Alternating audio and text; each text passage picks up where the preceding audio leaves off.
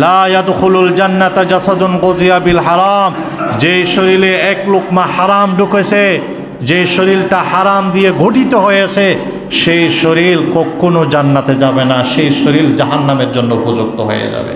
নবীজি সাহাবায়ে কেরামদেরকে বলতেন, তোমরা এখন তোমাদের ছেলে মেয়ে বউ বেটির জন্য উপার্জন করো, হালাল রিজিক অন্বেষণ করো, তবে হারামের পথে হাত পা দিও না। একটা হারাম, এক লোকমা যদি হারাম শরীরে ঢুকে যায়, সেখান থেকে যদি রক্ত মাংস তৈয়ার হয়ে যায়, সেই শরীর কোনোদিন জান্নাতে যাবে না, সেই শরীর জাহান্নামের জন্য উপযুক্ত হয়ে যাবে। এই জন্য আল্লাহ পাক পৃথিবীটাকে অনেক বড় করেছেন। আপনি যদি নিয়ত করেন যে আমি আমার সন্তান পরিবারের জন্য হারাম উপার্জন করব না, হালালেই উপার্জন করব, আল্লাহ পাক আপনার জন্য পথকে উন্মুক্ত করে দিবেন। আপনার একটু প্রচেষ্টা থাকতে হবে, চেষ্টা থাকলে আপনার জন্য আল্লাহ পথ খোলাসা করে দিবেন, উন্মুক্ত করে দিবেন। এই জন্য আপনি হারাম খেয়েছেন, কিন্তু তা আপনাকে আপনার পরিবাররা হারাম খাওয়ার, হারাম উপার্জনের জন্য বলে নাই। আপনি একজনকে 10 জনকে বিপদে ফেলালেন, হাসরের মাঠে কিন্তু আপনিই বেঁচে যাবেন। তারা আপনার বিরুদ্ধে উল্টো অভিযোগ করবে, তারা বলবে যে আমরা তো আমার বাবাকে কোনোদিন হারাম আনার জন্য বলি নাই, কেন আনছে এর জন্য আমার বাবাকে জিজ্ঞাসা করে। বিপদে আপনিই পড়ে যাবেন। এই জন্য হারামের পথে পা দিবেন না।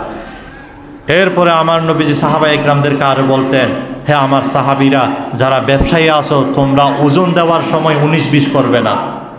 আল্লাহর কোরআন দিয়ে বলতেন, ওয়ালা তুখসিরুল মিজান, তোমরা মিজানে ত্রুটি করবে না, পাল্লায় দাড়ি পাল্লায় ত্রুটি করবে না, যে যতটুকু পাবে সমানভাবে দিয়ে দিবে। ত্রুটি করে তাকে ঠকাবে না, কাউকে ঠকাবে না। কাউকে ঠকানো মানে নিজেকে ঠকিয়ে যাওয়া। সে হাসরের মাঠে সে আপনার এই ঠকানোর সুযোগ পেয়ে আপনাকে হাসরের মাঠে সে বিপদে ফেলে দিবে।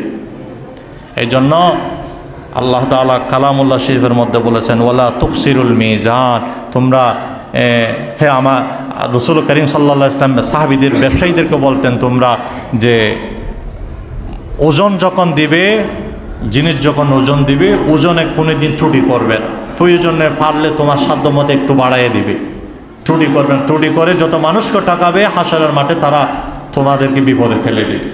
কারণ সেই দিন আপনাকে সব গুছিয়ে গুছিয়ে পরের হক দিতে হবে। যতক্ষণ আপনি দিবেন না, ততক্ষণ একটা কদম সামনেও যাইতে পারবেন না, পিছু আসতে পারবেন।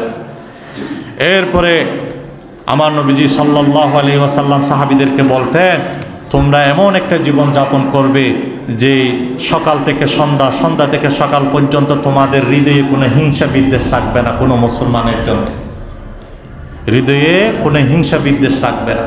একবার আমার নবীজি মসজিদে নববীতে খুতবা দিচ্ছেন, একজন সাহাবী ঢুকলেন। সেই সাহাবীর দিকে তাকিয়ে বললেন, আমার সাহাবীরা দেখো, ওই সাহাবী জান্নাতি।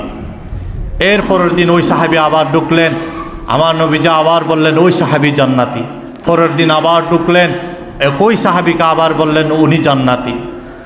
তখন সাহাবীদের ভিতরে একজন সাহাবী ওই সাহাবীর ঘরে মেহমান হলেন। তা আমাকে দেখতে হবে ওনার কি আমল আছে, যে আমলের কারণে নবীজি 3 দিন তাকে জান্নাতি বলেছে। ওই একজন সাহাবী তার ঘরে মেহমান হলেন, 3 দিন পর্যন্ত মেহমান হলেন। 3 দিন তার ঘরে থাকার পরে, তার সাথে থাকার পরে চলে আসতেছে। তখন আসার সময় বলতেছে, ভাই 3 দিন পর্যন্ত আমার নবীজি আপনাকে জান্নাতি বলেছে। আমি আপনার ঘরে মেহমান হয়েছি শুধুমাত্র সেই কোন আমল, যে আমলের কারণে আপনাকে আমার নবীজি জান্নাতি বলেছে, সেই আমলটা দেখার জন্য। অতিরিক্ত তো কোনো আমল দেখলাম না, যে আমলগুলো আমি করেছি সেগুলাই আপনি করেছেন, অতিরিক্ত তো কোনো আমল দেখিনি। তখন ওই সাহাবী বলছে, আমার অতিরিক্ত কোনো আমল না, তবে একটা আমল সেটা আছে। সে আমলটা হলো, আমি যখন সারা রাত ঘুমিয়ে সকাল করি, সকালে যখন আমি আমার সন্তানদের জন্য রুজি রোজগারের জন্য বের হয়, তখন আমি আমার হৃদয়ে কোনো মানুষের জন্য হিংসা বিদ্বেষ দিলে রাখি না। সুবহানাল্লাহ। আবার যখন বিকালে করে চলে আসি, দিনের বেলায় যার সাথে যা কিছু হয়েছে, বিকালে আসার পর আল্লাহর ওয়াস্তে সকলকে আমি ক্ষমা করে দিয়ে যাই। সুবহানাল্লাহ।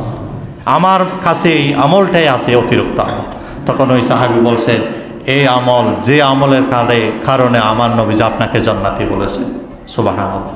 এই জন্য আপনি আপনার হৃদয়কে মুসলমানের জন্য হিংসা বিদ্বেষ মুক্ত রাখুন। কোনো মুসলমানের জন্য আপনার অন্তরে হিংসা রাখবেন না। কোনো ভাইয়ের জন্য দিলের ভিতর হাসদ বুগজ রাখবেন না। 19-20 হতে পারে, ফলে ভুল বোঝাবুঝি হতে পারে, সাথে সাথে আপনার রাগ নিয়ন্ত্রণে এসে গেলে আপনি আল্লাহর জন্য তাকে ক্ষমা করে দেন। এটা একটা মহৎ গুণ। নেক আমলের পাশাপাশি এই আমলগুলো যদি থাকে তাহলে জীবনের সুন্দর সমাপ্তি হবে। জীবনের সুন্দর সমাপ্তি হওয়া মানে সুন্দর মরণ হবে। সুন্দর মরণ হওয়া মানে কালিমার সাথে আপনার মরণ হলে আপনি হাসতে হাসতে জান্নাতে চলে যেতে পারবেন। আল্লাহ আমাকে সহ সকলকে যে কথাগুলো বলেছি আমল করার তৌফিক দান করুন, আমিন। ওয়া আখির দাওয়ানা আলহামদুলিল্লাহি রাব্বিল আলামিন।